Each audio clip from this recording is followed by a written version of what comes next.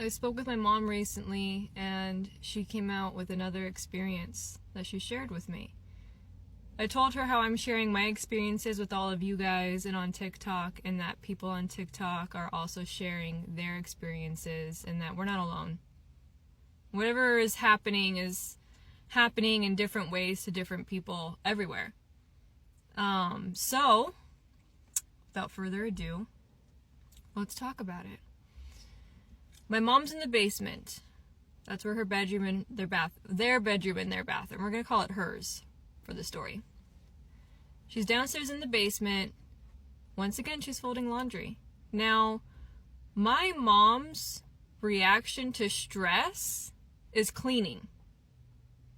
She is a stress cleaner. Our home was always like a museum. She's in the basement, she's folding laundry. And once again, she gets a ringing in her left ear, and she looks at the doorway. On the ground, in the doorway, shoots up this black mist, and it blocks the doorway. Now, fight or flight, she chose flight. But she took flight through the mist and up the stairs. And I asked her, I said, well, when you ran through the mist, what did it feel like? And she said it felt like energy. And I was like, okay. Similar to what I experienced when the mist blew through me on the staircase. She goes out into the balcony. She's there for a few minutes trying to just gather herself. She convinces herself at this point that she imagined it, that it was stress, and that it was nothing. So when she goes back into the house, she goes into the kitchen, and like I said, she's a stress cleaner. She does the dishes. Now the kitchen and the living room are an open floor plan. There's no wall separating them. It's just one big space. And she's washing the dishes. She tells me that she remembers washing a plate, just kind of spacing out. She takes the plate, she puts it on the drying rack. She takes another plate, puts it on the drying rack. She grabs a third plate, and this is something she still has a hard time explaining to this day. She takes a third plate in her hands, and one of the glasses that she had washed on the drying rack flies off the drying rack, through the kitchen, into the living room, and smashes into the living room wall. And she fucking bails right out the front door. She gone. She was out there, she told me she was out there for like a few minutes. Her heart was pounding. She felt a little shaky. She goes to reach for her phone, and it's not in her back pocket. So she has to go back into the house. And she said that when she opened the door to go back into the house, there felt like there was this electricity. Like the house itself was staticky. She finds her phone on the armrest of the couch. She grabs it. She goes back outside. She calls my stepfather to tell him what had happened. He said he'll be home in a couple hours, but he can't be home any sooner. Military lifestyle. She decides to stay outside for the rest of the time. She doesn't go back in the house. And that's where we found her. When my sister and I were walking home from the bus stop, we see her outside tending to the bushes. Oh my God, that's her. That's her! Girl, she's like telepathic or something. She's tending to the bushes. She's pulling like the dead leaves off the bushes. And it was strange because I asked her, I was like, what are you doing? She was like, oh, I'm just like gardening. Okay, fine. We all three of us go back into the house, break off into our own routine. My mom is in the kitchen making my sister some lunch. I drop my stuff off upstairs. I walk back down the stairs, and I see her in the corner of the living room cleaning up broken glass. And I ask her, I was like, what happened? And she said it was an earthquake. Now, that's believable for Japan, but we don't keep glass in the living room. At the time, I just shrugged it off and went, oh, I didn't feel it. Went back upstairs, did some homework. When she told me this story, it all clicked like a puzzle piece. It just snapped together, and I went, that makes a lot of sense why there was glass in the living room. Because something threw it. And I asked her, I said, well, what do you think about that experience? 1 second. And she says it was strange. She said that the feelings that she felt when it happened were terrifying. Really surprised her. And that she's glad that we're gone, that we're out of that house, that we're back in California.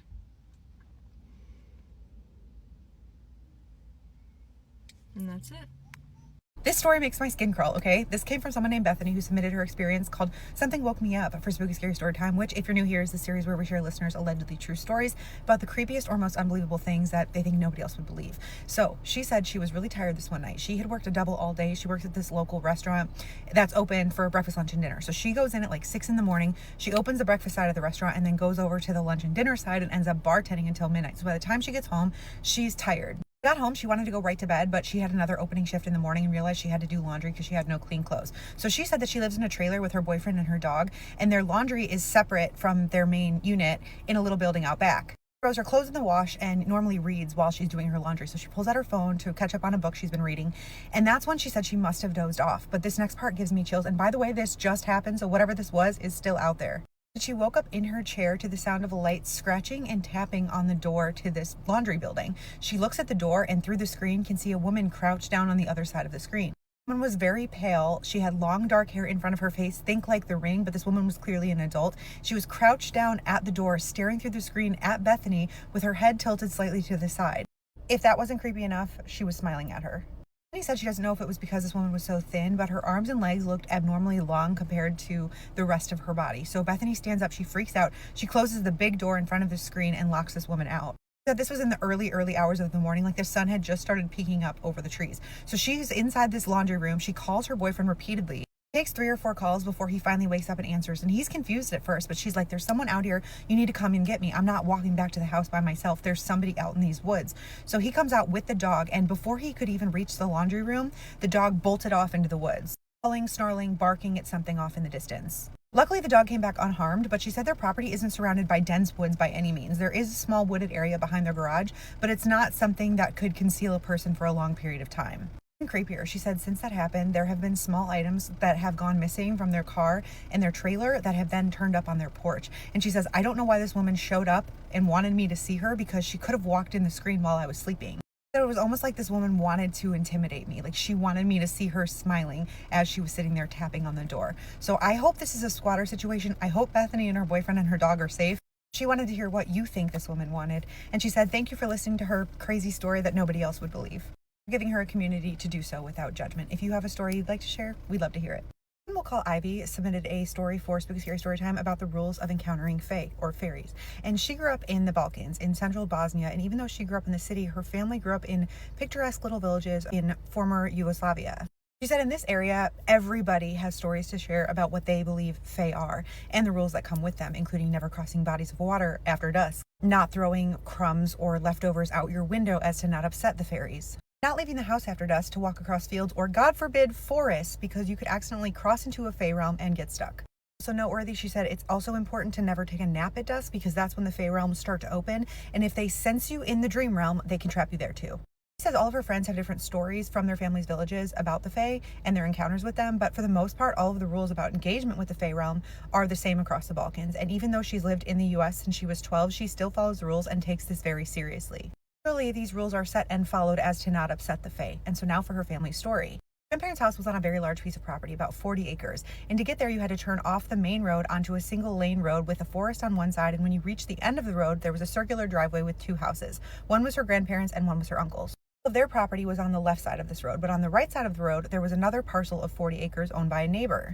You could see the neighbor's house from the grandparents' house, but she said you would have to hop on a bike to get there because you would have to go back down the single lane road to the main road, make a left, and then head to his house. So it was close, but not walking distance. She said the best way to get there was to hop on a bike.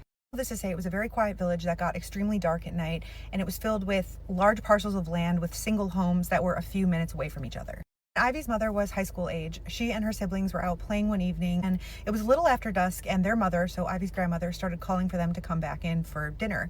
And so they returned home, and she said that they were eating outside in a summer kitchen because a lot of people there don't like to cook inside because the kitchens get too hot. So her grandfather had built this large covered area outside with a fence, a small kitchen, and a groundwater pump where her grandmother cooked dinner. And it was a hot summer night. It was dark outside already.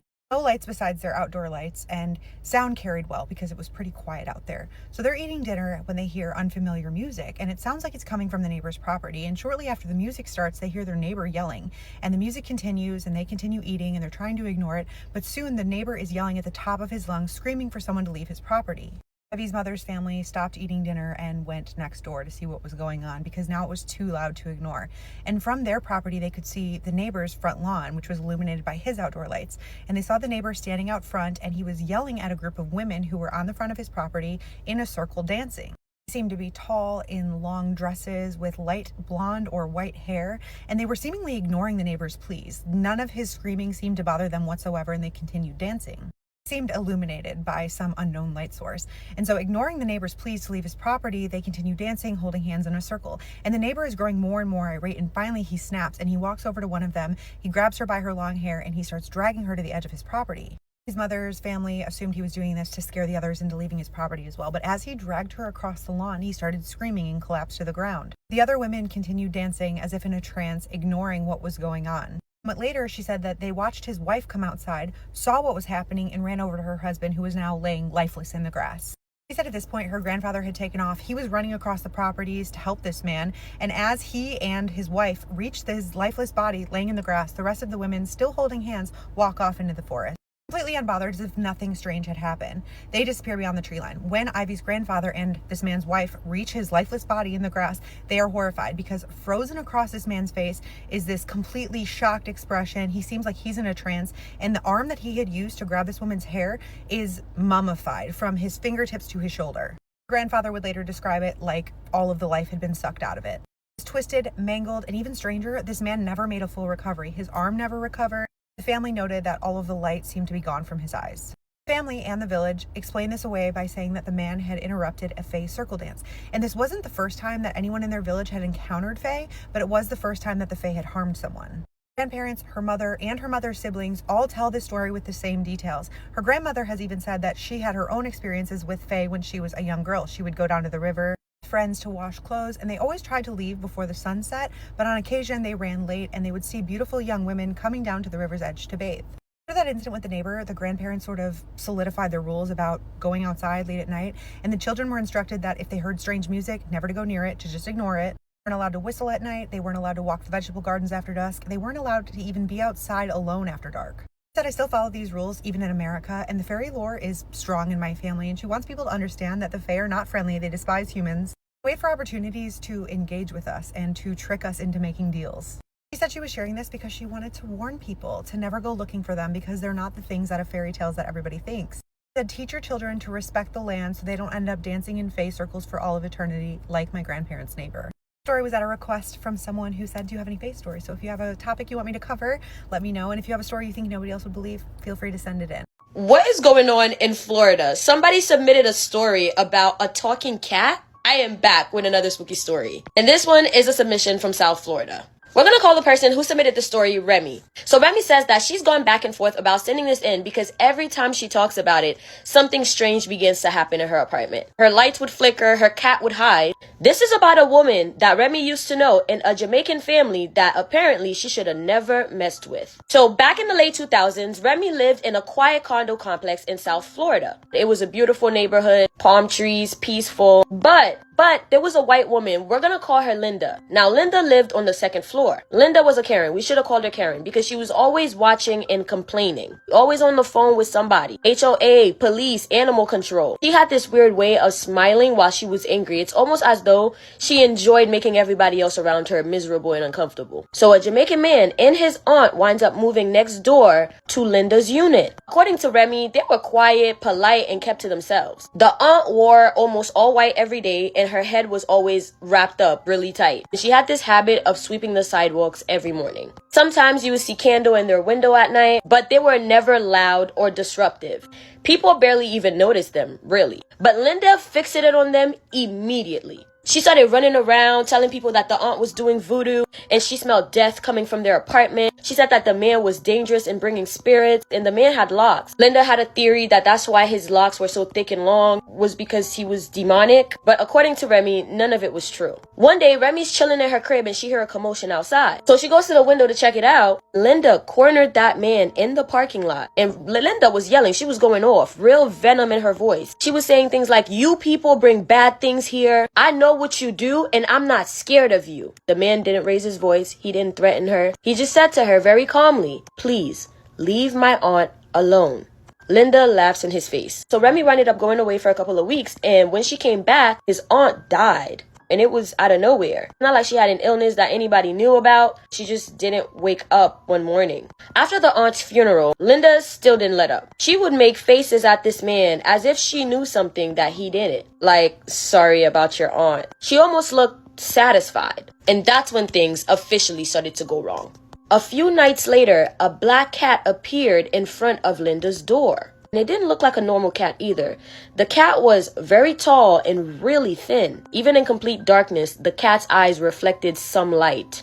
This cat would sit perfectly still, facing her door every single night. The cat would show up at the same time every night. 11 p.m., the cat is sat by the door. At first, Linda tried to scare it away. She would bang pots, she threw water, she even called animal control. The cat always came back. One night, people just hear Linda screaming. She ran into the hallway barefoot, hysterical, saying that the cat talked. No, not meowed or hissed. No. The motherfucker spoke. It was in a calm, very low voice, too. Everybody thought that Linda was losing it, girl. After that, things escalated even more. Apparently, Linda was having trouble sleeping some night. And the nights that she did sleep, she was having sleep paralysis. And she always felt like this heavy thing was sitting on top of her chest and she couldn't breathe or move. So Linda went as far as inviting priests to come and pray inside of her apartment. That didn't help at all. Well, the cat started appearing inside Linda's apartment. Because before it was in front of her door outside. Now the cat is inside. And every time she calls maintenance about this, maintenance would come. There were no animals. They can't help her. You're gonna hate me because this story is already going on too long. I gotta do my hair and get to work. So you bitches are gonna have to come back for part 2. But like I say at the end of every single video, I love you so much, my pathetic humans, from your favorite Haitian homegirl. You can check out my YT. I have an array of stories that you probably haven't heard yet. Just look up Rebecca's journey. And I will see you guys soon with part 2. Let's read some more scary Randonautica stories. I've had a lot of requests to do more Randonautica. I have another Randonautica video up on my TikTok. I have a whole episode on my podcast on Spotify, reading scary Randonautica stories, and they're all different. So be sure to go check out my podcast on Spotify. Anyway, let's get into these stories. I have 3 of them, and make sure to stay till the end because I'm saving the best story for last. For the first location, it brought us to this baseball field in this woody area. There was a statue of an old sports coach, which was terrifying walking up to in the dark. The second coordinates were on this random road a couple minutes out of town. We pulled over and turned our flashlights on. I told my mom to take some photos, and as soon as she opened her camera, her phone that was on 50% before had suddenly died. I then took some photos of the road after we got in our car. As we got in, Stayin' Alive started playing at full blast when we previously had the radio off. As soon as my mom plugged up her phone, it powered on and showed that her phone was at 47%. Okay, so something obviously didn't want them using their phone at this location, and that is creepy. The first time I used it was with friends on their phone. Intention was somewhere we could drive / something impossible. It took me to my mom's friend's house, which was very strange considering I don't talk to her and only know where she lives because we dropped some stuff off there a couple of times. It was also odd considering it was one of my friend's phones who has never known of this person's existence. After this encounter, I told my coworker about it, and he wanted to try it on my phone. Keep in mind that I don't have this person's info as we just worked together, and it actually ended up taking him to his house where he currently lived. This was already odd, but then my other coworker tried it as well, again on my phone. It took him to the executive chef's house. Very odd, and I can't figure out a way to explain it, as I don't put my info out there on the internet because of paranoia. I don't recall letting anyone online know where I worked or whatnot. See, and this just brings us back to the theory that maybe there's people like hacking the app and finding out like all of your personal info, or it's something way more sinister than that. I have a story with this app, and it has completely changed my life. I too wanted to try Randonautica and went on an adventure of my own with the help of the app. I live in Indiana, but I won't say where, as to keep my location safe, but it pointed me to a direction close to a fairly well-known trestle nearby me. Almost everyone knows about it, and yes, I do mean everyone. It sent me to a secluded spot, and my intention was death. Upon arriving, I left my car in a gravel lot about a 5 to 10 minute walk from the location it was giving me. Upon first getting there, it appeared to just be a random field in the middle of nowhere and nothing really notable. I started walking around thinking there was something hidden at this location, or this location was a bust.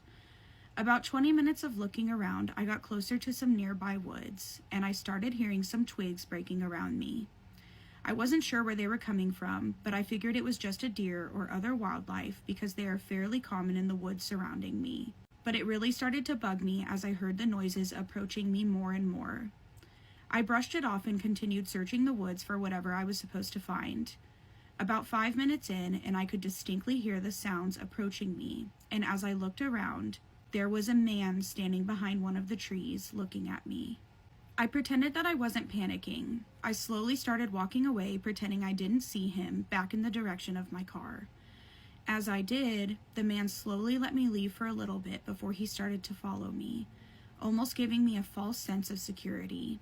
As soon as I heard him following me, I made a mad dash for my car. And this man was quickly in pursuit, quicker than I thought he would be.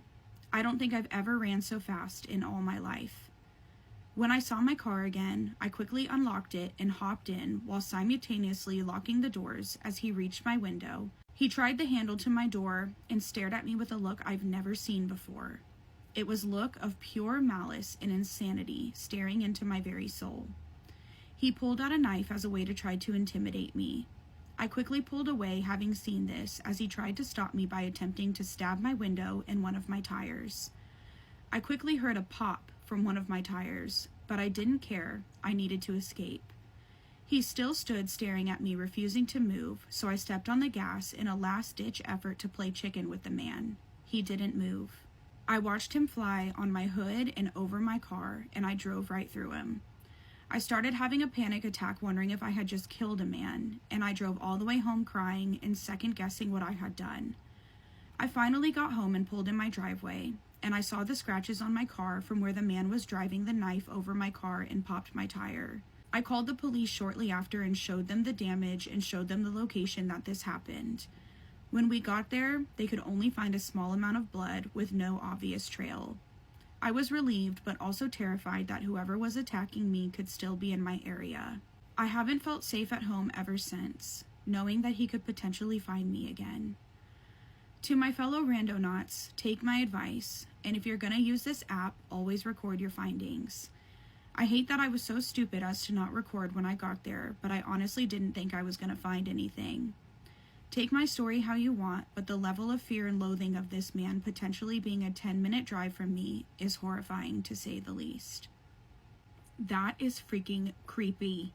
I've never done a series like this before, but I'm kind of excited because they scared the fuck out of me. Anyway, I am translating stories from Spanish to English. I've already done that. But these come with proof. Now, was I there? No. Were you there? Probably not. So we don't know if these are real or not, but obviously I want to hear what you have to say about it. So this story comes from Pesqueria in Monterrey. So apparently this picture is coming from this lady's work friend, and there is like this urban legend about this little boy. Apparently when nighttime comes, everybody sees a little boy, and then he just disappears into a canal. This little boy has been seen by several people, but the first time that the neighbors had seen this little boy sitting there, they called the police because they were worried about this kid being there in the middle of the night. When the cops come, the kid is no longer there, and apparently people have been talking about this cross that is like down the road from where this boy is appearing, where the little kid got ran over and passed away there. The thing is, people have also taken pictures of this boy and posted it online or walk around the neighborhood. This This little boy doesn't belong to anybody. They don't know where he comes from and they don't know why he is there. But the person submitted the photo so that you can see that there's definitely a little kid that sits there and it's not something that this town is making up. When I saw the picture, I got goosebumps, so let me show it to you. This is a picture that the coworker took.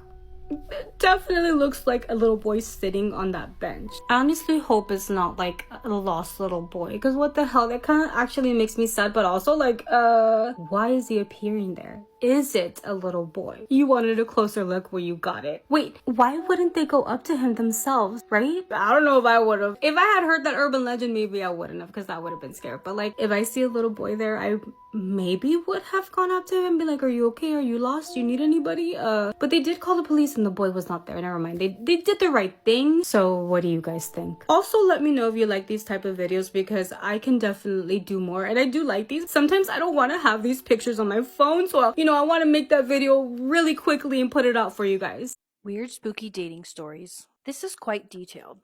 Throughout the last year, I've had nerve-wracking experiences that I won't go deeply into right now. But the spirit used to lick my neck with such passion.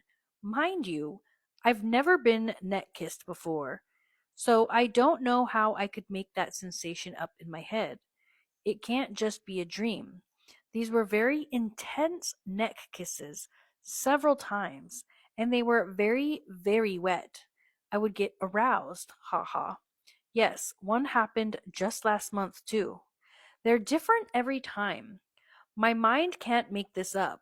These weren't just dreams, they felt very real. The realest feeling. One day I was crying and very lonely. I had no one in my life. I had no friends in college. I couldn't talk to people at all. I'm autistic. So one day while crying, I thought maybe this spirit could help me. Really, my last resort. I prayed to him to make the situation better, to help me. The very next day, my professor called me out for always being alone. That same day, I talked with a girl who was my junior in the same major. We exchanged numbers on the bus because coincidentally, she was traveling on the same bus and sitting in the same seat. This is a huge achievement for me, by the way.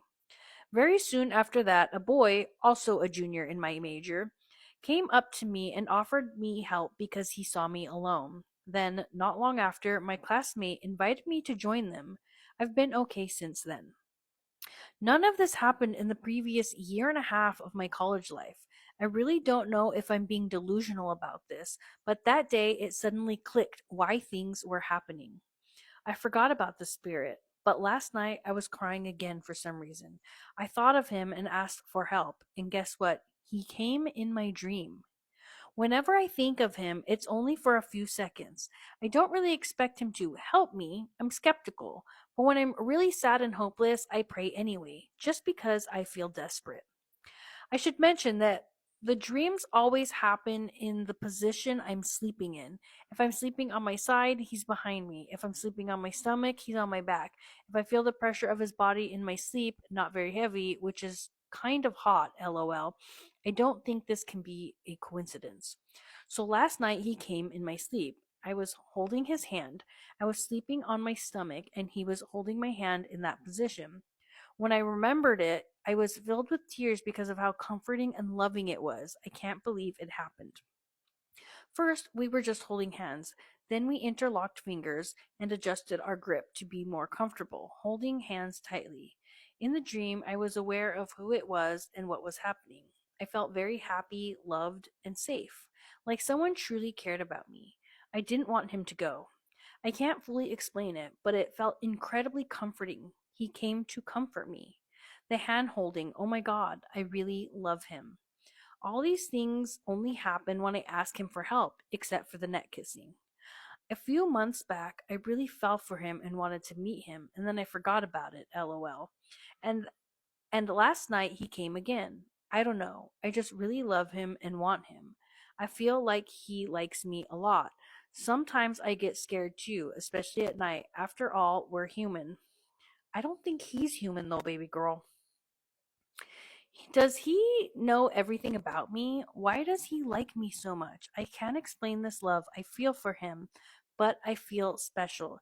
He comforts me when I'm sad. He helps me. I feel really weird.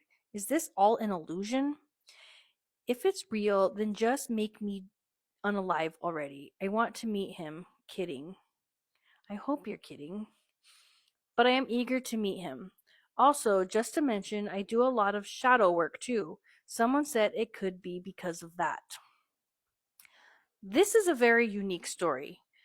And I'm really afraid that you're dealing with an incubus and he wants you to feel like you love him. Please find a human. Like, there are people that can give you that same love. Let me know in the comments what you guys think, or if you have any advice for this person, and if you have a similar story, send it my way. Let's read another true and scary story. A possible mimic in my grandma's house. I'd like to tell you a story that happened to my brother approximately 12 years ago. When we were little, my grandma moved from her flat to a small house in the woods.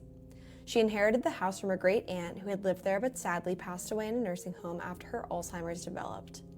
My grandma renovated the house, having to fix the old water and heating pipes, etc. We used to stay there every weekend since our parents had to work.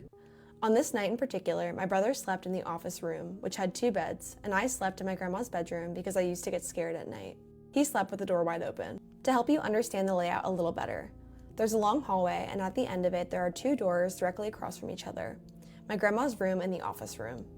There are also small lights in the walls that light up the hallway at night, so my grandma doesn't trip if she gets up in the middle of the night. Because of this, my brother had a clear view of my grandma's bedroom since that door was open too. In the middle of the night, he woke up with a strange feeling, like someone was watching him. He looked up and saw me standing in the doorway. The thing was just watching him, standing completely still. He thought it was me sleepwalking because the girl was about the same height as me, wearing a sleeping dress and had long hair, just like me. His first thought was, of course, to yell at me, as older brothers do, and ask what the hell I was doing standing in the doorway in the middle of the night. When he said that, the girl turned and walked down the hallway. He wanted to follow her, so he got up. When he reached the doorway, he got a clear view of me sleeping in my grandma's room in her bed. He froze because he had thought the whole time that it was me. He said the whole place suddenly felt freezing and his ears started ringing like crazy. My brother didn't tell me about this for a long time because I was 6 years old at the time and he didn't want to scare me. I didn't believe it for the longest time, but when I asked my grandma about it, she said it was true, that he told her about it right after it happened. This isn't the only time something creepy happened there.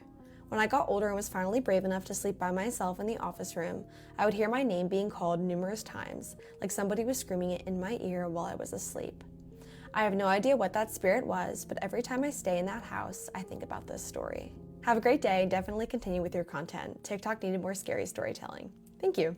You're so brave for going and staying again, like every so often. If this happened to me, I would literally tell my grandma, like, sorry, I'm not coming back. I'm not gonna step foot in that house. This is definitely like a classic mimic story, and it's crazy how common these stories are. I told one the other day that was pretty similar about a guy seeing his dad outside and then going inside, and his dad was actually like sleeping on the recliner the whole time.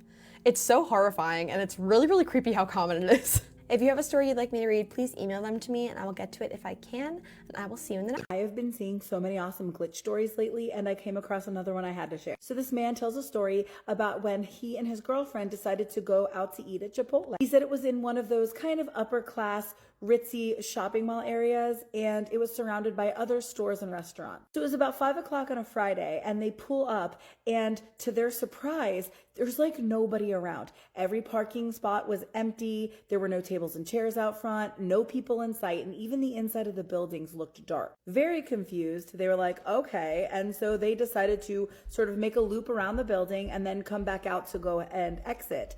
And on the way around the building, they noticed something. There was a fire truck sitting there, but there were no flashing lights and no firemen in sight, just this empty truck. And they were like, so maybe it was like a fire that caused there to be nobody there, but they were still pretty confused. Okay, so then they make the rest of the way around the building, and now they're back in front, and you would not believe what they found. He said every single parking space was full now. There are people everywhere. Establishment lights are on. There are tables and chairs with people sitting in them with half-eaten food in front of them. He said, mind you, it was a 30-second loop around the building, and it was totally desolate just less than a minute ago. And now booming with life. He said it was easily the weirdest thing that has ever happened to them. So what are your thoughts on that glitch in the Matrix? I mean, that's pretty crazy. That would make my head spin. Comment your thoughts below. And if anything creepy or glitchy has ever happened to you, I would love to hear it. And if you're new here, definitely follow for more creepy story time. The person you marry is not who they say they are. What would you do? On Bottle, this was something very, very difficult to understand and even wrap her head around. Like, how did I not see this? How did I miss this? And Bottle met this guy in a blind date, and they were dating for a while, and he had told her what he was looking for. He told her he wanted us to get married right away. He didn't want to cut any corners. He didn't want to waste any time. He knew what he wanted, and he thought she was it. And Bottle, after going through so many horrible relationships, she thought, wow, she hit the jackpot with this guy. Caring, generous. He always had a gift for her. He always sent her flowers. He was the ideal man. That he had suggested to elope, and that's exactly what they did. She didn't question it. She just thought it was romantic, his idea, but she never thought to ask, why haven't I met your mother? Why haven't I met your siblings? Why haven't I met anyone in your family? She kind of like bypassed all that. That's when they went back to his country. She realized that he really wasn't a doctor back in his country. He was a practitioner. That was the kind of doctor he was, a practicing practitioner, or what other people can say, maybe a wizard. Don't come for me in the comments. This is what she said, and I'm just telling you what she said. So if you guys have the right terminology for whatever that would be called, let us know in the comments, because I would like to know. Bottle was devastated because she had explained to him that she was an active Christian. She believed in Christianity. She believed in everything about it, and witchcraft was not in that mix. That's what she explained to him, and he told her he didn't care how she practiced her belief system. It had nothing to do with him. But to her, this was a deal breaker that she should have known. She couldn't stay married to a man that practiced. Now, he was doing some heavy work, talking about chicken blood and everything. According to her, it was just too much, and she couldn't handle that. So she decided to pack her things and leave. And the day before she left, she says that's when it all happened. She communicated to this man that she was about to leave him right then and there, but she did tell him that when they got back home that she was considering a divorce. Now, that night that she had that conversation with him, that's when she says that she felt she was pinned to the bed. She felt something sitting on her chest, and she could not move. And as much as she tried to move, she couldn't. And when she looked over at the corner of the bed, that's when she saw this tall, long black figure staring at her with red eyes, moving towards her, just laughing. And as she's trying to get her husband's attention, she could feel the thing getting closer and closer and closer to her. And she was in a complete panic. She didn't know what else to do, what else to say, what else to scream. Nothing was coming out of her mouth. The only thing she was able to do was turn her face away from the entity towards her husband, and the entity licked her face. Oh my God. Ooh. Honestly, I probably would have died there, but let's continue. She said that when she looked at her husband was staring at her as this whole thing was going down, and he was smiling as it was happening to her. That all she could do was close her eyes and cry from the inside and call on her God. That's what she said. She called upon her God and cried from the inside. And then she woke up, and it was daytime, and no one was in the room with her, and she was by herself. So she didn't know if this really happened to her. She thought maybe it was a dream. That was until she looked at her wrists and she had imprints of something holding her down. That's when she knew that was never a dream. She got out of that house so fast that the whole way home, she could not believe what she had experienced, and she ended up divorcing her husband. What do you guys think that was? What do you think he did to her? I don't even, oh my goodness. I don't even know where to start. But you guys let me know in the comments what you guys think that was.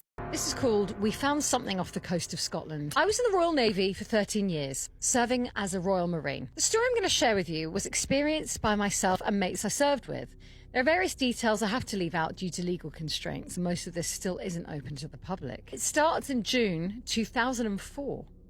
I've just been given notice I'm to do a 2-week stint serving on HMS Lancaster for specialist duties the next day. During my career, I was trained in specialised diving techniques and have done a lot of maritime training with the SBS, Specialised Boat Service. A lot of the ops I'm set on involve some sort of diving or at least some underwater element to them. When I press my CO, commanding officer, for more details on what I'll be doing on a little frigate for 2 weeks, he tells me not to ask and just go. I'll be told everything when I get there. So I'm met by 2 SBS lads, one of which I know. Let's call them Frank and Eddie. Frank being the one I know. Both are pretty big lads and can easily handle themselves. One look will tell you they've been through hard times.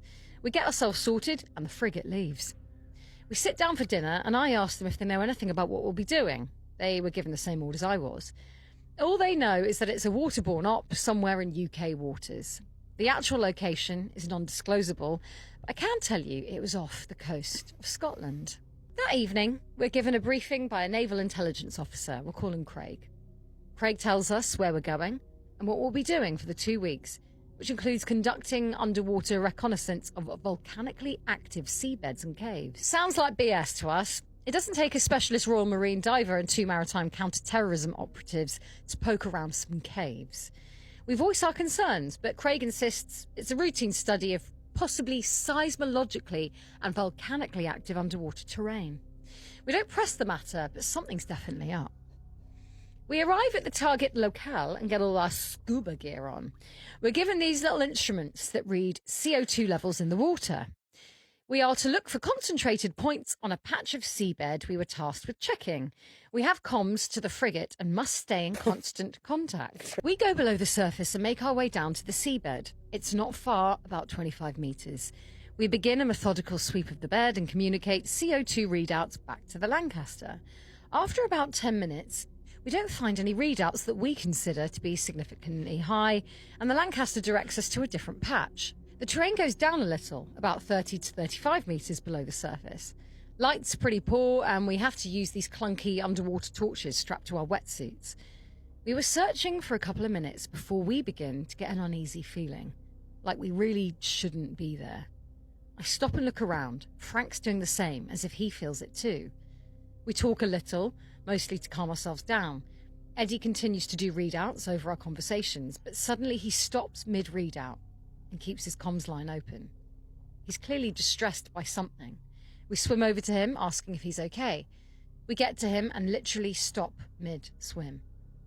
My body goes completely and immediately cold, like someone flicked a switch. Oh. In front of Eddie is this rotting, bloated, disfigured corpse of a grown man. He's been tied down to the bottom of the seabed and has chunks of himself missing. His face is disfigured, his throat is cut open, his belly is torn and his intestines are hanging out. He's completely naked and his penis has a large spike hammered into it. He's been tied down to the bottom of the seabed. We just hang there bobbing up and down off the seabed for about 10 seconds, taking it in. Frank opens his comm line with the frigate. There's not an immediate reply, and we wait for a few seconds before Craig comes over the net. He tells us to retrieve the body and bring it back, which is what we do. We were all pretty quiet that night. The body was put onto a trolley and was led away by Craig and a small group of guys. We didn't see the body again, and when we asked if they identified the man, Craig brushes us off. We know the man was identified, again, we can't disclose it, and we believe the body was taken back to mainland UK. Eddie was clearly still affected by the ordeal the day after. We were sent into the abyss and told that we'd be searching for a formation of underwater caves nearby to where we found the body. Our search began pretty normal, except for the readout. We'd been the idea that we were there to check CO2 levels, and we confronted Craig. He dropped the story and told us that this area was a hotspot for marine life activity, not yet documented. We asked if it was in any way linked to the body we found, which again he brushed off. After this, we point-blank refused to go down there unarmed. As a result, we were given spring-loaded harpoons that could easily kill a man at 10 meters. I've used them before and know from experience they're lethal. We enter the caves and detect an immediate drop in temperature. The caves are pretty straightforward, just one large cavern after another. We search for about 5 minutes before anything happens. We're about to enter one cave, into another through a small opening in a rock face, when we hear a high-pitched shriek from deep within the caves. Because it's underwater, it's muffled, and it sounds like a gurgling screech, but it's still clearly audible. We all freeze and look between each other. We wait about a minute before we hear it again. It echoes off the cavern walls, bounces around, making it hard to judge in which direction it's coming from. Frank opens comms with Lancaster and reports what we've heard. Craig comes onto the net again and asks if we've had any visual contact.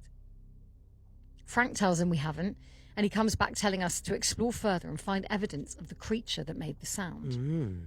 We stare unbelievingly at each other. We reluctantly swim on into the next cavern. No. Harpoons pointed forward, fingers on the triggers. It's plain to all of us that this isn't a naturally formed cave. The walls are too smooth, and there's pillar-like structures at regular intervals along the sides of the cavern. We explore further and find what appears to be markings along the walls of the cave, like hieroglyphics. They're hard to make out, but they show underwater humanoid creatures. Maybe something that someone would describe as a mermaid. There are other markings on the wall that resemble some form of written language, symbols appearing often and marked in structured format. We're about halfway through the cave, and we hear the shriek again, but it's closer this time. Seconds afterwards, it's met by another, longer and higher-pitched shriek that sounds nearer to us. We stop and scan the cave. Our torches are strong and easily illuminate the entire cavern and show multiple entrances and exits.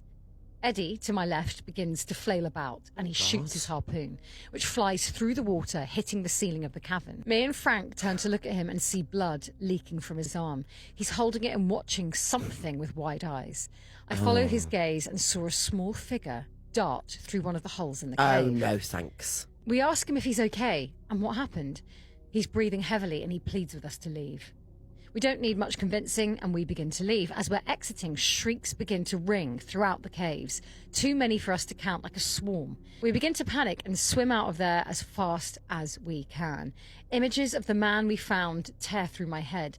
We exit the cave and swim as fast as our legs will take us to the surface. The shrieks die away as we leave the caves, but we don't slow down. We break the surface and scramble onto deck. We drop our scuba kit and rip off our goggles. Craig comes to meet us, asking what happened. Frank loses it and almost decks the guy. God. Eddie calls a medic over to take a look at his arm. He cuts off the arm of his wetsuit to reveal bite marks. No. I turn to Craig, who's still getting a bollocking from Frank. He holds up his hands and tells him to calm down. This fires up Frank even more. I step in and tell Frank to go and help Eddie. Craig strides off back into the full of the frigate. By this time, practically the whole crew are out on deck checking what's going on. Later that evening, Craig calls us into the briefing room. He tells us that the op has been cancelled and we're returning to Portsmouth. Eddie was given a tetanus shot and his arm was wrapped in bandages and he made a full recovery. I never saw Craig again, and I left the Royal Navy a year later. 3 years after I left the Navy, I bumped into Frank whilst in Bournemouth for a weekend. We went out and we got a drink and we talked about it all again. He told me that since then, the Royal Navy had been conducting exploratory operations in the area we were operating in, and he personally knew some of the lads they were using on a regular basis to continue with the searches for marine life not yet documented. Eddie had got out as well and was working for the Blackwater private security company, now called Academy. He tried speaking to Eddie about what had attacked him, but he's very reserved about it and he won't discuss it. We never did find out exactly what it was, but we do know there's nothing like it that science knows of.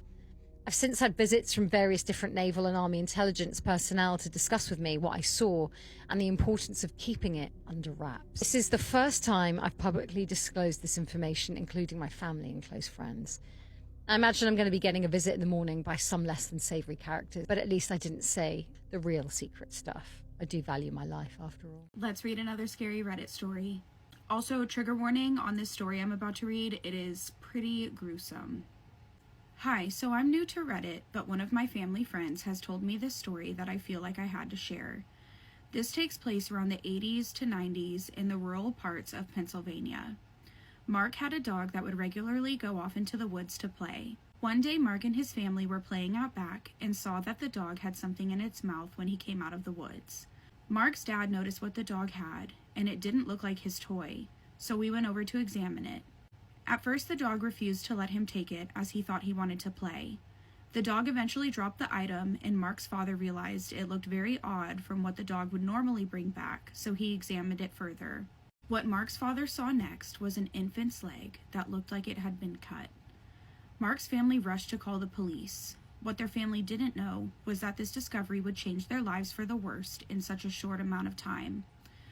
Only about a half a mile into the woods, the police discovered an open black trash bag that looked like it had been placed there recently, with a dismembered infant inside. At the scene, you could tell that this baby was recently born. Mark and his family were questioned, but it was obvious to the police that Mark's mother had not given birth recently, so whose baby was it?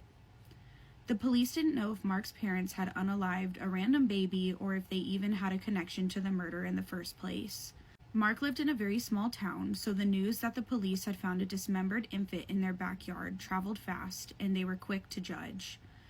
The town believed that Mark's family had been the ones to unalive the baby. Some said that his mother looked pregnant a few months back and speculated that they had unalived the infant a month or so ago and froze it, so it didn't look like it was hers, just because she simply didn't want the baby. Soon, biker gangs from nearby towns heard about the news and would drive by their house and throw beer bottles, rocks at windows, and even spray paint the house and cars.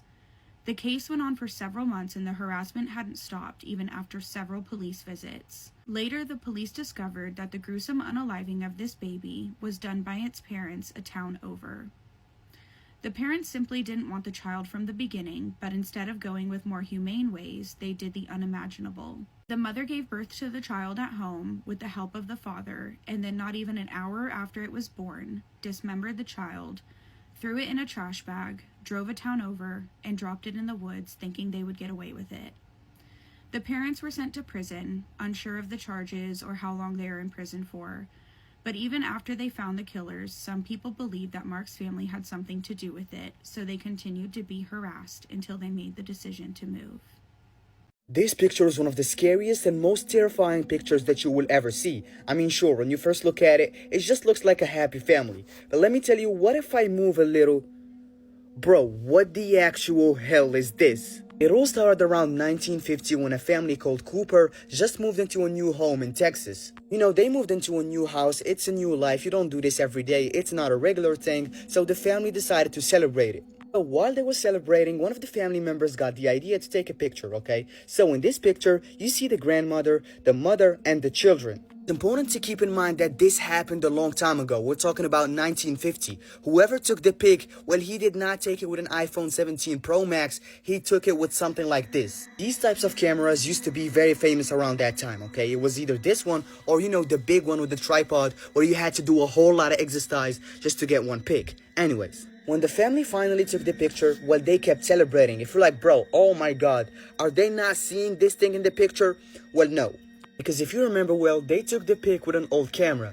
And the thing with these cameras is that they take a lot of time to process and then extract the image. It's not like these days with your phone, you just take a pic and then you can check it immediately. No, with these types of cameras, you had to wait until the picture comes out. And when it comes out, you had to wait for it to go from black into a clear image. That's the exact reason why the family didn't react immediately and they kept celebrating. They took the pic, they put the camera elsewhere, and waited for it to process this thing. Now, after a while, the pic was finally ready to be seen. So all the family gathered together. They were like, bro, let's come check this pic, alright?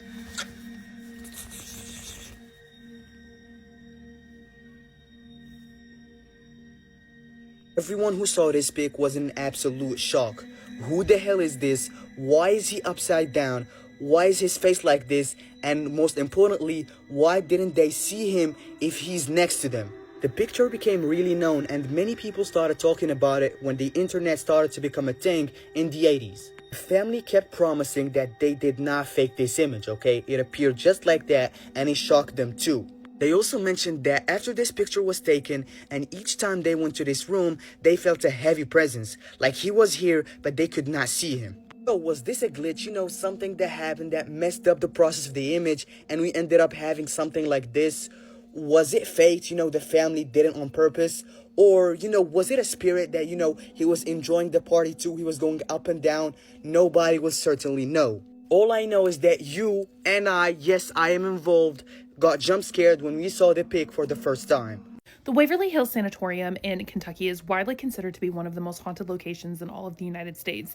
And with its creepy history, it's not surprising. During the 1800s and the early 1900s, tuberculosis, which was known as the White Death, was circulating all throughout the United States and many people became its victim. Waverly Hills opened its doors in 1926 where it intended to try to heal patients with tuberculosis, but there were so many people struggling with tuberculosis that it soon became overcrowded and many people would succumb to the disease here. There was no medication available, and so there was a lot of experiments going on to see what they could do to help patients that had tuberculosis. They often thought that fresh air was something that would help these patients, and so you can even see pictures of patients who were outside covered in snow while getting fresh air, hopefully treating their tuberculosis. Now, that's a really mild way that they treated this disease. They did a lot of things there. Like, one of the ways that they would try to help patients is expose their lungs to ultraviolet rays by sticking them outside, like we said, but they would also surgically implant balloons into their lungs and then inflate them. Now, you can imagine the disastrous effects that this would have on some people, and a lot of people did pass away here. Under the hospital, they had these rail tracks that they would use to move bodies, or from people who had passed away, obviously, from the hospital down to the bottom of the hill to a waiting train. They did this so that the patients that were still alive couldn't see what was going on. They generally thought that their mental health was just as important as their physical health. So they were trying to hide just how many patients had left not alive anymore. Now, it is said that up to 10,000 people died here, but that is a little bit extreme. At the most, there was 142 patients that died in 1 year, and then as low as 42, but that is still a lot of people who passed away at this location. Eventually, tuberculosis would run its course in the United States, and the Waverly Hills Sanatorium closed its doors in 1961.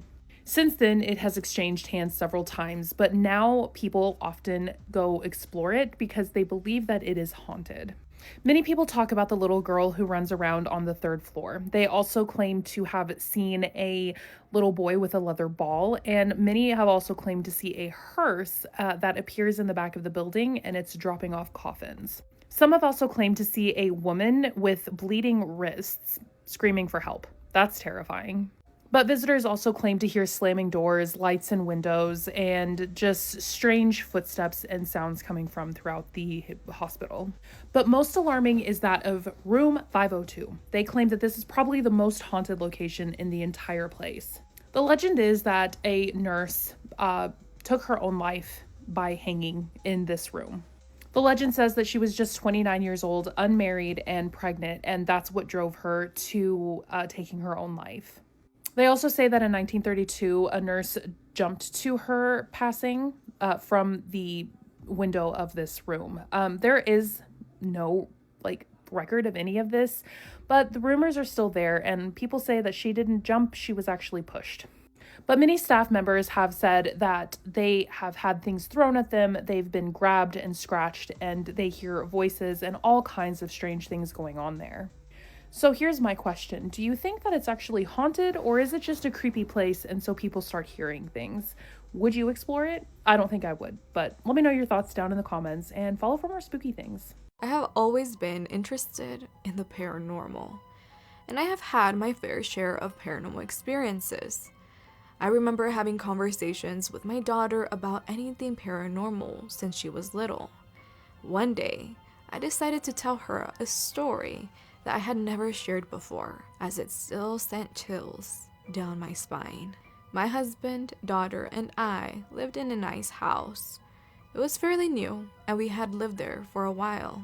Since my daughter was still a baby at the time, I put her down for her naps fairly often.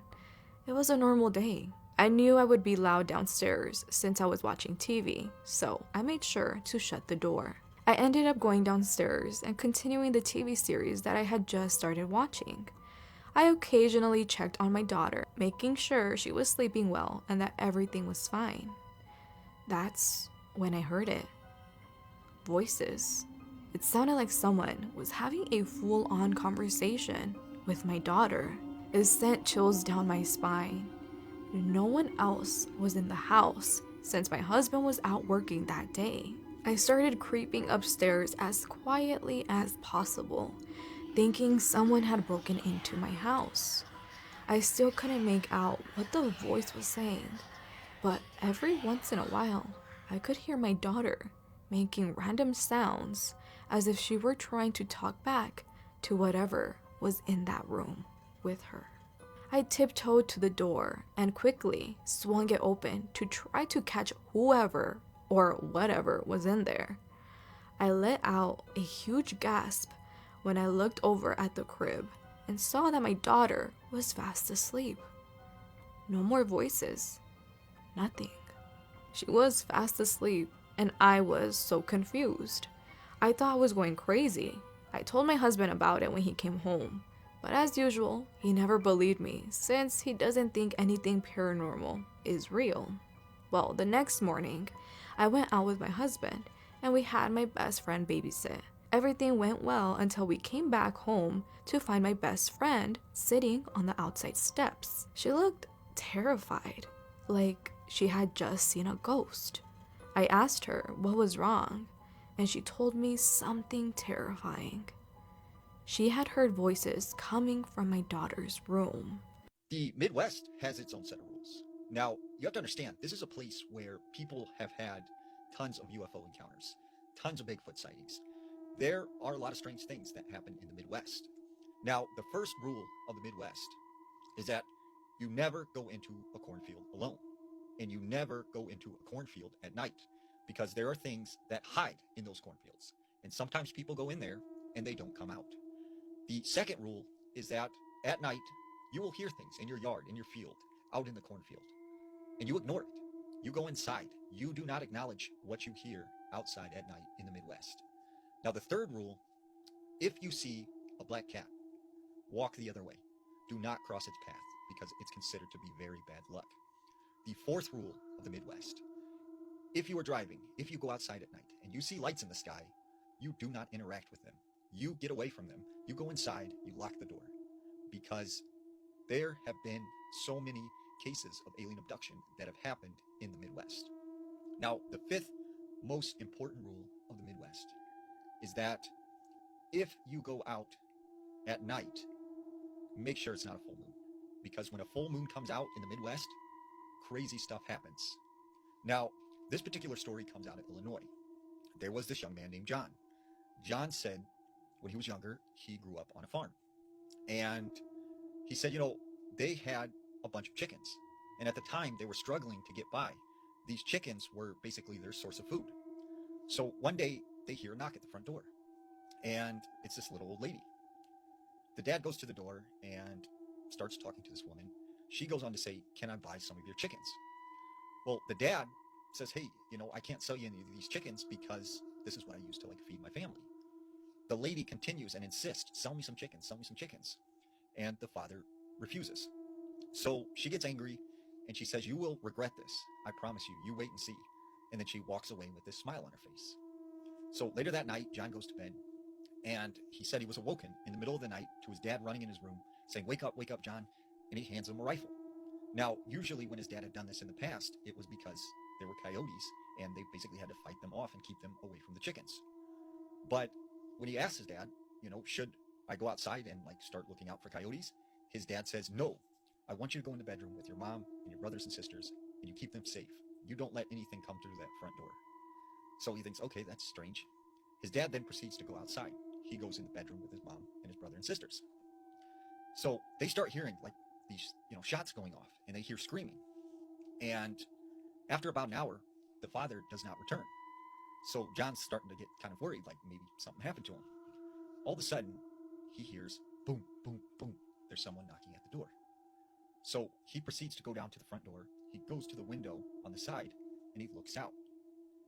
And he said standing there right in front of the door was that old woman, except now she was taller. She looked younger, and something seemed off about her. And as he looked her down closely, he could see that her hands were not hands. They were like these dog-like paws. And she sees him looking out the window and goes, "Hey, let me in, let me in." And he said he started to feel like something was, pushing him to open the front door. But then he realized what was going on, and he yells out the window, "Go away, leave now." And she goes, "Come on, just let me in, just let me in." So he takes his rifle and he aims it at her. She jumps off the porch and she takes off running into the cornfield. Well, he goes outside and starts yelling for his father. He finds him by the chicken coop. He was attacked by something and he's in very bad shape. So he gets his dad to the doctors, and after that his dad was all right. But still to this day, he has no idea what it was that came after them. You can't make this stuff up. Might have known the story of real life boogeyman. You have to understand that when you go into the Appalachian Mountains, you are entering into another realm. And there is a set of unspoken rules that you must follow. Rule number 1, if you hear something calling your name, right, you didn't. There is nothing there. And you should not respond. Do not say hello. Do not say, who is it? Just run away. because something is trying to gain permission, and by you acknowledging it, you are allowing it to come after you. If you hear screams in the mountains, right? You didn't. And do not go towards the direction of the screams to try and help, because once again, something is trying to lure you. If you see people, you don't. If you hear crying, you're not hearing it. Do not respond to this at all, because you are giving permission to whatever is in those woods to come after you. Now, if you are to go camping in the Appalachian Mountains, right, you have to remember, at night, you must keep a fire going at all times. And it's not for warmth, it's not for cooking, it's to keep you safe. And if you are going to camp in a tent, make sure when you go into that tent, it is sealed up. There are no holes, there are no cracks. And if you hear any kind of screaming, yelling, or anyone calling your name, do not respond. Do not go to sleep. And if something wakes you up, stay alert, and once again, do not respond. Now, it's very important when you are walking through the Appalachian Mountains, if you come across a deer carcass, do not touch it, do not stare at it, walk away, ignore it, because this is something, once again, trying to lure you into the woods. Now, if it comes to the point that something is chasing you, and it gets you, and there is no escape, fight. Fight as hard as you can, whether it's a person, an animal. If it's something else, though, and you know what I'm talking about, well, you just let it get you, right? Because at that point, there's nothing you can do. And there's an old saying, you go into the Appalachian Mountains with 2 bullets, right? You fire the first one at something that isn't a person, that isn't an animal, and if it doesn't run away, you know what to do with the second one. The most terrifying legend that I ever heard was that of the Stick Indian. Now, the Stick Indian comes from the Northwest Native American tribes, and to them, they do not like to talk about this thing. But I heard one story that comes out of Washington State. There was this girl named Serena. Now, Serena and her 6 friends decided for her 18th birthday that they were going to go on this camping trip. So they headed out towards Mount Rainier to this spot that they'd camped several times before. They get there, they set up camp, and they start drinking. Well, it starts to get late, and they build this really big campfire. As they're sitting around the campfire, they begin to tell ghost stories. And one by one, each person goes and tells a story. Well, it gets to Serena. And Serena says, this is a story that my great-grandmother told me. It's an old Native American legend. Apparently, there were these things called the Stick Indians. Now, the Stick Indians were this normal tribe that lived peacefully amongst the other tribes. Until one year, they had this very bad winter. And there were no rabbits, no deers, nothing to hunt. So they began to starve. And they lost all this weight. Their skin, was pulling up against their bones. Their eyes sank into their face. They started to lose their hair. And all that would remain were these little strands of stringy, long black hair. Their nails and teeth began to break and crack. And their voice started to go hoarse and sounded very shrilly, almost like screams. Eventually, they got to the point where they became so hungry that it drove them insane. And this one particular day, they hear whistling coming from a nearby tribe. And in desperation, because of how hungry they were, they decided to go over to this tribe, and they end up eating the whole entire village. After they had done this, they got this taste for flesh, and it drove them even more mad. And it said, still to this day, they have this taste for flesh. And then, all of a sudden, Serena goes silent. And she hears whistling. But she looks over and notices it's this one boy named Caleb who went with her. And she goes, Caleb, why would you whistle like that? You're not supposed to whistle in the woods. This is how you draw these things in. You're not supposed to do that. And Caleb goes, I don't believe any of that. That's like a bunch of hocus pocus jazz, And he starts taunting her. So after this, they decide they're going to go and play hide and go seek in the woods. So they go off in different directions, and Serena goes her own way into the woods. And she finds this good hiding spot behind a bush next to this tree. And she's sitting there, waiting. She can hear them counting. And then, ready or not, here I come. And all of a sudden, she starts to hear what sounds like footsteps walking towards her. And then it gets very, very quiet. And she hears, and then a clapping sound. And right behind her was Caleb. And he goes, "You thought I was a stick person, didn't you?" And she goes, "That was stupid. Why would you do that? Like, you're not supposed to whistle in the woods. Like, stop doing that." And she said, right as she was talking to Caleb, she looks up, and there is this tall man that's skinny, with his skin, close to his bones. His eyes are sunken in, his nails and teeth are broken. He's covered in mud and dirt, and he's hunched over. And she said he just grabbed Caleb and started dragging him through the woods. So Serena is scared. She's terrified, but she knows she has to go after Caleb and help him. She runs in his direction where this thing is dragging him through the woods. Finally, this creature stops, and he just starts eating Caleb.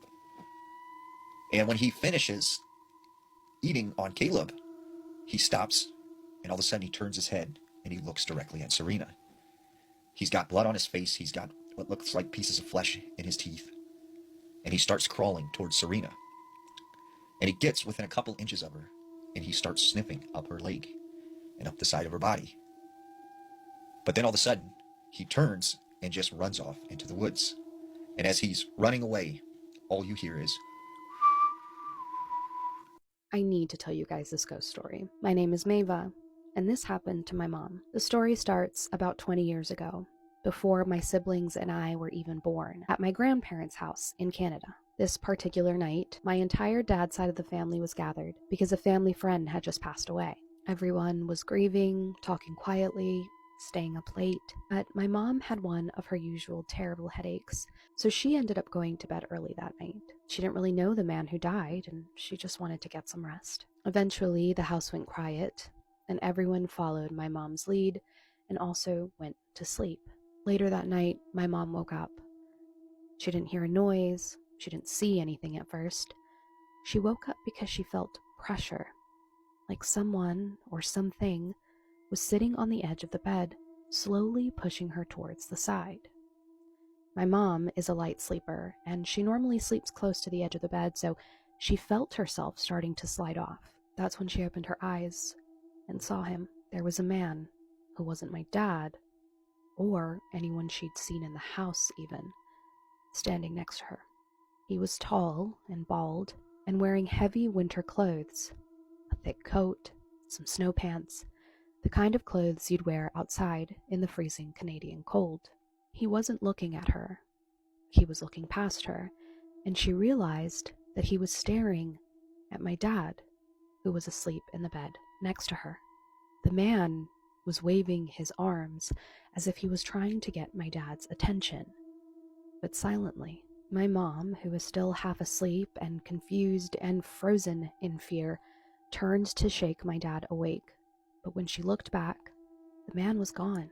The next morning, shaken and exhausted, my mom went straight to my aunt, my dad's sister, because she knew she was the only one who would believe her. She told her everything that happened the night before, and my aunt went pale. Without saying a word, she ran to her bedroom and came back holding a photo.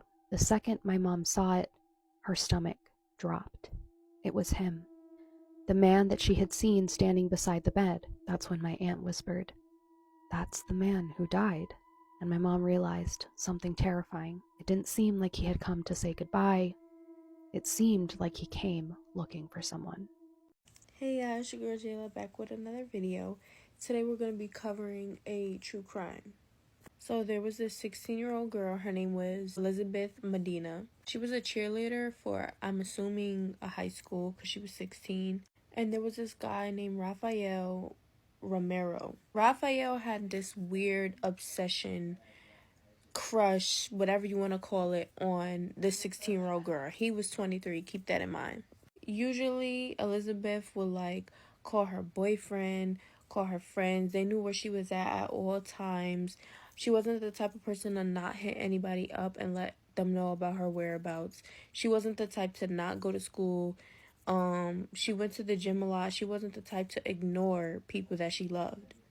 So one day, it's around 10 o'clock in the morning, I want to say, and the neighbors are hearing noises coming from downstairs, and they're hearing big bangs. It sounds like somebody's fighting, but she's assuming that it's one of her children because her children are hyperactive. So she's not paying it no mind, right? So just keep that in mind. Now everybody's texting Elizabeth when they realize that she didn't go to school, she didn't show up to cheer practice, she's not answering anybody. Like, everybody knew it was something wrong. So sometime later in the day, the mom ends up going home from work and she notices that her daughter is not home how she usually is. So she's calling her daughter. It's going straight to voicemail. Nobody's answering the phone, obviously. And she's looking in the house, but she didn't check this one area. The one area she didn't check was a bathroom in one of the rooms. They wasn't specific on whose bathroom it was, but I kind of feel like it was Elizabeth's room. And she was laying in the bathtub with multiple stab wounds just in the bathtub, unalive. So her mom immediately calls the police, and is telling them everything that's happening. They come to the house, they doing like a little observation to see if they could add some pieces together and see what information they could get from everybody. Her boyfriend and her 2 friends were there. And so the friends and the boyfriend had Elizabeth's location on the Life 360 app. The Life 360 app wasn't showing like her actual location, but they could find like her last location. So the police look up her last location and it's at a whole different house, like a few miles away from her house. So the police officers go to the house where the last location was, and when they get there, there's a whole family in the home. They're checking the home upside down, inside out, trying to make sure that nobody is like hiding. And it's these 2 brothers, it's this little girl, and I think it's a mother or a father. Excuse me if I get some of the information wrong. I think that I have a lot of things on point though. So they're in there questioning everybody, basically letting them know also that nobody is under arrest, but they do want to have the brother Raphael down for questioning because they found him on camera in her area. And recently, a few weeks prior, I think like 3 weeks prior, their home, Elizabeth and her mother's home, had got robbed for many, many things like TVs, watches, even a personal toy that one of them was using. I do think it was Elizabeth's toy, being that he had like a weird obsession with her. And yeah, so they had his face on the camera. They're like, we want you to come down to the station for questioning. But before they even do that, they pull the brother of Raphael to the side and start questioning him. So they ask him like little questions, nothing too serious at first. And they decide that they're going to call Elizabeth's phone to see if it rings in the house because this is where the last location was.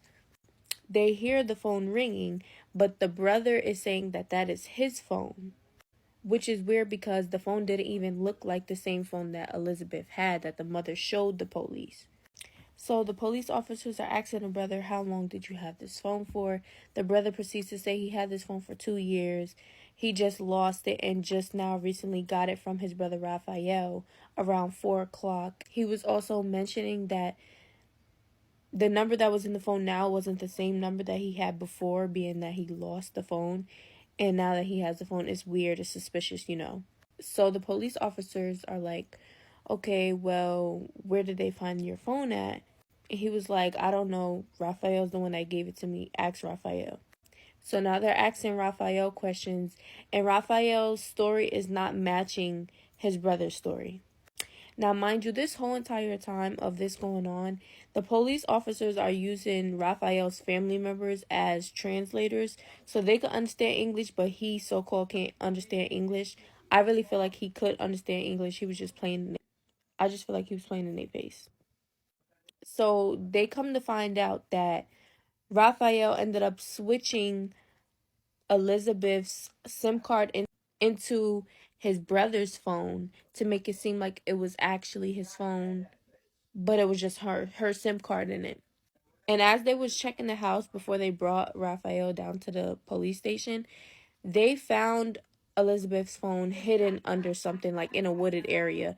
And they also went in the vent that was in Raphael's room and they found her IDs. They found so many belongings that belonged to Elizabeth in his room. and he had so many panties of different kind of panties. They don't think that Elizabeth was the first victim, but all of everybody's belongings was underneath his pillows, in the vents, in wooded areas, all in his room. So fast forward down to when they get to the police station. They're asking Raphael questions like, why is her phone in your house?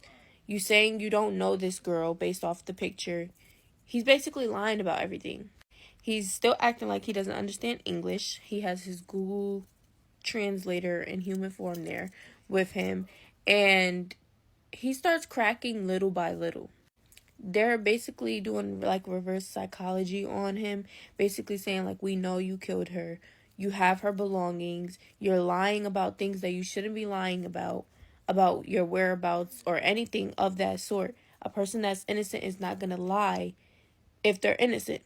So that's when he proceeds to say he did unalive her, he just doesn't remember what happened, because basically he was trying to get with her and she told him no, so he got mad and blacked out.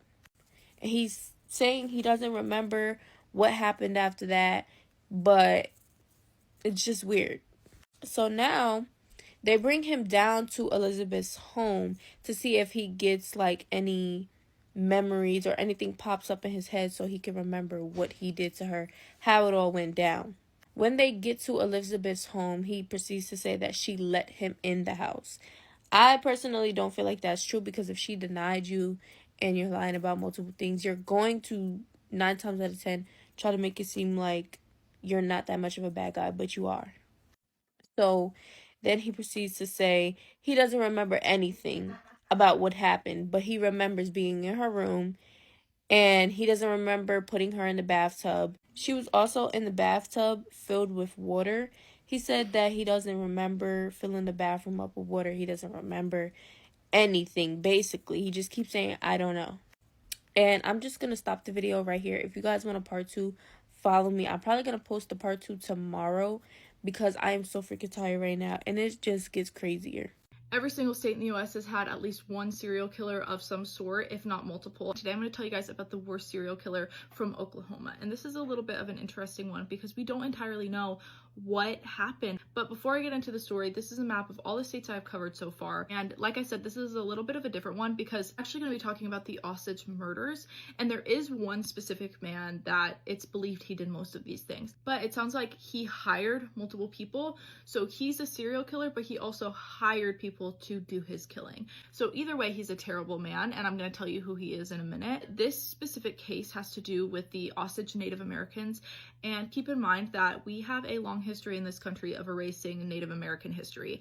And so I'm telling you guys what I know to be facts based off of the FBI's website and some other different sources, but it's very likely that some of this information is whitewashed. And if you talk to someone who is a descendant of the victims of these crimes, they might have a slightly different story. Basically, in the late 1800s, before Oklahoma even was officially a state, oil was discovered on the Osage Indian Reserve, and it's in the area of Oklahoma. The members of the Osage Nation that lived there ended up getting a part of the royalties from the oil sales, and a lot of them became super wealthy. After this is starting to happen, people are hearing about the oil, they're hearing about the wealth. A bunch of people start flooding in, kind of like what happens with the gold rushes. Well, they come running in and they're trying to find a way to make money for themselves. And unfortunately, that is not always by being honest or by hard work. And so when people are coming in, essentially, many people are trying to find a way to separate the Osage people from their wealth and from the oil that is in the land they are living on. Which, I mean, we've seen in this country before that people love to colonize or take or steal for money or personal gain. And so unfortunately we've seen this pattern before. So in May of 1921, been about 20-30 years since they discovered oil, there are quite a few wealthy families in the area. The body of one of the Native American women in the Osage tribe was found in a ravine in northern Oklahoma. She was badly decomposed, but they were able to recognize her as Anna Brown. It was discovered after they examined her body that there was a bullet hole to the back of her head, but she had no known enemies. Everyone really liked her personally, and so it seemed weird that she would be shot in the back of the head execution style when everyone seemed to like her. Obviously, they didn't have forensic science in the early 1900s, so this goes unsolved. A few days later, Anna's mom, her name was Lizzie Q, suspiciously dies as well. And in March of 1923, so a little over 2 years later, Anna's sister and brother-in-law also die in a house bombing. Their entire family, except for one person, is killed or dies in suspicious ways. The only living sibling left was Molly Burkhart, and she even had some suspicious things happen to her. And so obviously it seems really weird, and she's trying to figure it out while she's mourning her entire family being killed. As time passes, more and more Osage Native Americans, at least 24 different people have been killed or dying suspiciously, and it's just really weird. Like, that doesn't normally happen. Of course, when money is involved, you have to assume that money is some sort of motive here. And unfortunately, if anyone did start to raise suspicion or try to bring this to the public or the news or talk about what is going on, they often were threatened or even killed. One man, his name was W.W. Vaughn, was an attorney, and he actually tried to get some answers on this. He was like, what is happening is weird, and instead of finding answers, he is literally thrown from a train. And the news is starting to pick up on this, and the newspapers start calling this pattern of deaths the Reign of Terror. It took a while, but finally people start to investigate. Actual authorities start looking into this. Essentially, they think that a man named William Hale is involved. He was called the King of Osage Hills, and whether or not that was like a self-proclaimed title or if people actually called him that, I'm not sure. But he had moved to the area for money, and he was known to bribe and steal and intimidate and lie for money. This is how he became wealthy and powerful. So he didn't come by it honestly, he came by it by hurting other people. So it doesn't seem far-fetched that he would be taking out this family to get more wealth and more power. He also was directly connected to Anna's family because his nephew, Ernest, was married to Anna's sister, Molly. And Molly is the only surviving sibling of Anna's left. Now they're like, okay, they're connected, he has motive, he has means, and he has some sort of relation to them now as well. And so they discovered that if Anna and then her mom and then Anna's two sisters died in that order, all of the head rights for the oil would pass to Ernest, who is William's nephew. So then William would have a hand in the money, have access to at least $500,000, which, by the way, in today's money would be like more like $9 million. Again, we clearly have a potential motive for him to be the one annihilating this family. Unfortunately, as authorities are trying to investigate or get any sort of proof or literally anything on William, they're just met with people being silent, like not trusting the police, because he would either pay people off or threaten them to stay quiet. It turns out that William had pretty much threatened everyone in the area. Eventually, though, a team of 4 agents decided to go undercover, and they pretend to be an insurance salesman, a cattle buyer, an oil prosecutor, and an herbal doctor. And they go undercover and start to build the trust of the Osage community, and they start to get intel and build a case against William. Finally, they even get Ernest, his nephew, to talk about and prove that William killed Anna and her family to inherit the money for insurance. It's also alleged that he tried to kill Molly, the only surviving relative, by poisoning her in January of 1929, and he just failed to poison her properly. Otherwise, Molly would have been murdered as well, and he would have had full claim to the money with Ernest. So they end up going back and looking at like the order that all of this happened in. We know that he had a hand in Anna's death. In May of 1921, we find out that William hired a man named Kelsey Morrison to kill Anna Brown. So he didn't directly kill Anna, but he hired someone to do it. So her death is on him, obviously. 6 days after Anna's death, her head rights for the oil were passed to her mother, and then her mother mysteriously dies. A cousin, his name was Charles Whitethorn, was shot and killed. Then Anna Sanford died in a mysterious way after marrying a guy named Tom McCoy, and after Anna's death, Tom starts dating William's niece. Again, it's all just a plot to get William's claws as deep into this family inheritance and wealth as possible. We also know that in 1923, George Bigheart was treated for drinking poisoned whiskey that it sounds like William hired someone to spike his whiskey with poison. In February, another cousin, his name was Henry Roan, was found shot dead in his car, and coincidentally, William had a life insurance policy out on him.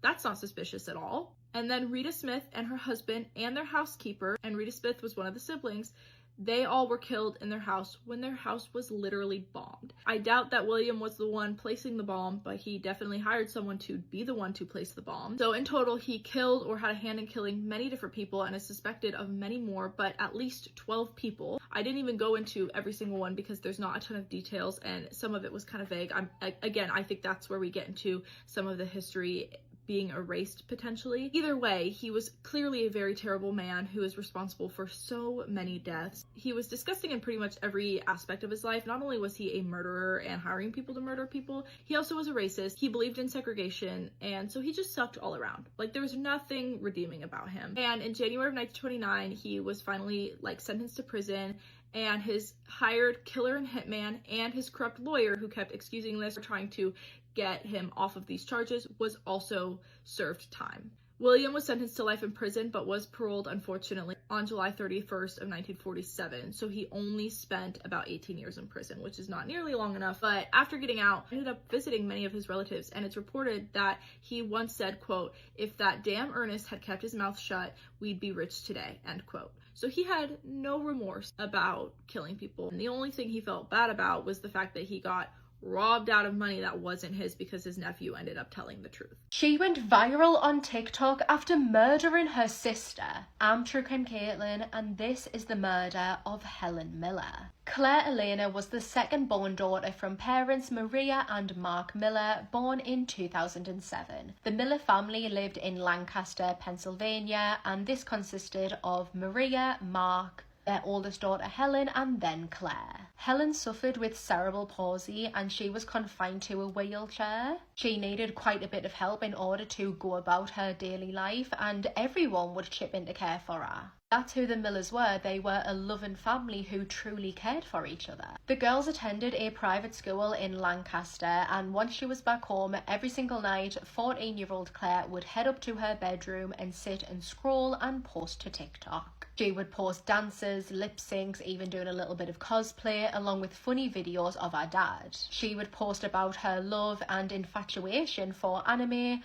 and also some more morbid things as well. After a day that was as normal as any others, the Millers all headed to bed on the 22nd of February 2021. At around about 1 a.m, Claire would slip out of her bed and sneakily creeped into her sister's Helen's room.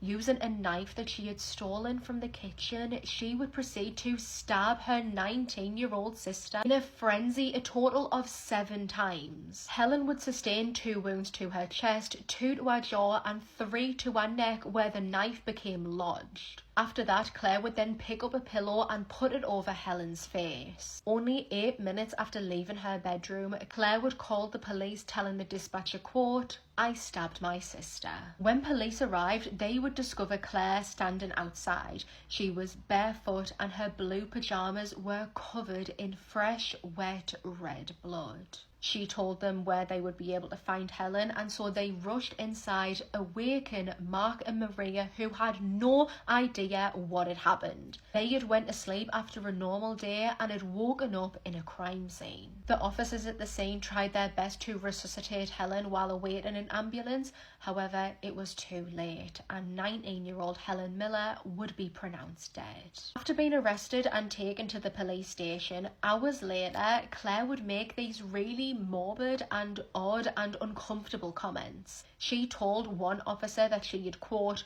Michael Myred her sister, and when she was brought a McDonald's for her breakfast, she said, quote, "Oh, McDonald's. I would have killed someone sooner if I knew I was going to get McDonald's." Investigators would go on to find thousands of text messages between Claire and her friends where she openly spoke and expressed her desire to kill someone. They would describe her as being obsessed with homicide. Claire was charged with criminal homicide, and due to the laws or just how things work in Pennsylvania, this automatically meant that even though she was only 14 years old, she would be tried as an adult. At the trial, the defense tried to say that Claire didn't really realize what she was doing, she was having a mental break, and that she didn't really want or intend to hurt her sister. Her parents testified, telling the judge that they didn't want to lose another daughter. They had lost one daughter to murder, and they didn't want to lose the other one to prison, which I can imagine is a very conflicting feeling. Maria and Mark would say that Claire had really struggled with her